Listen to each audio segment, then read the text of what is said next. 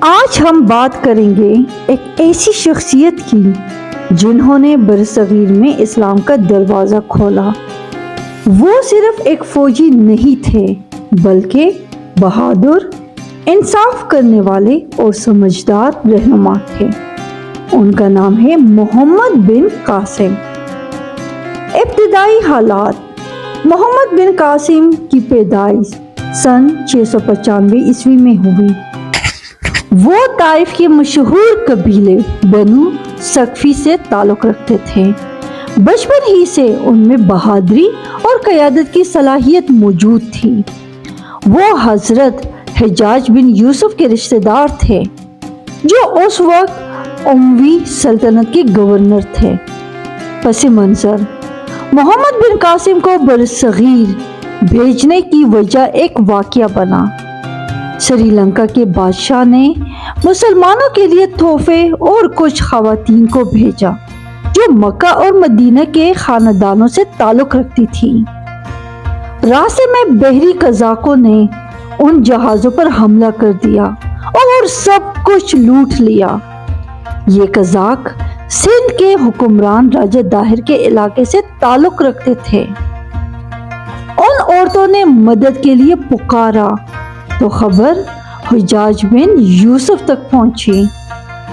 انہوں نے خلیفہ ولید بن عبد الملک کو اطلاع دی اور خلیفہ نے فوراً حکم دیا کہ راجہ داہر کے خلاف کارروائی کی جائے۔ محمد بن قاسم کی تقرری۔ حجاج نے سوچا کہ اس اہم مہم کے لیے ایک بہادر اور قابل سپہ سالار چاہیے۔ انہوں نے اپنے خاندان کے نوجوان محمد بن قاسم کو منتخب کیا۔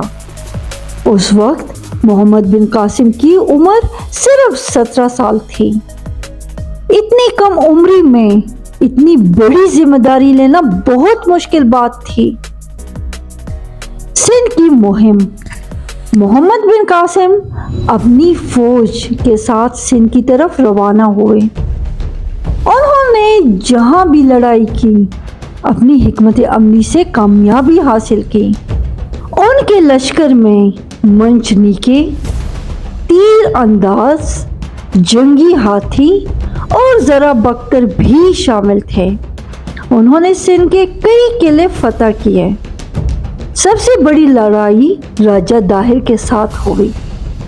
راجہ داہر کا قلعہ راور بہت مضبوط تھا، لیکن محمد بن قاسم نے اپنی بہادری اور عقل سے اسے شکست دی۔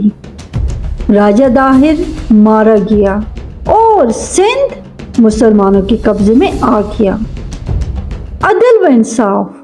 محمد بن قاسم نے سندھ کے عام لوگوں پر ظلم نہیں کیا بلکہ عدل قائم کیا۔ ہندو اور بدھ مت کے ماننے والوں کو مذہب کی آزادی دی، صرف جزیہ نافذ کیا، لیکن ان کی جان اور مال کی حفاظت کی ضمانت دی۔ اسی انصاف کی وجہ سے لوگ خوش ہوئے اور بہت سے لوگ خود اسلام میں داخل ہوئے۔ حکومت۔ محمد بن قاسم نے سندھ میں نظم و ضبط قائم کیا۔ انہوں نے امن اور خوشحالی پیدا کی۔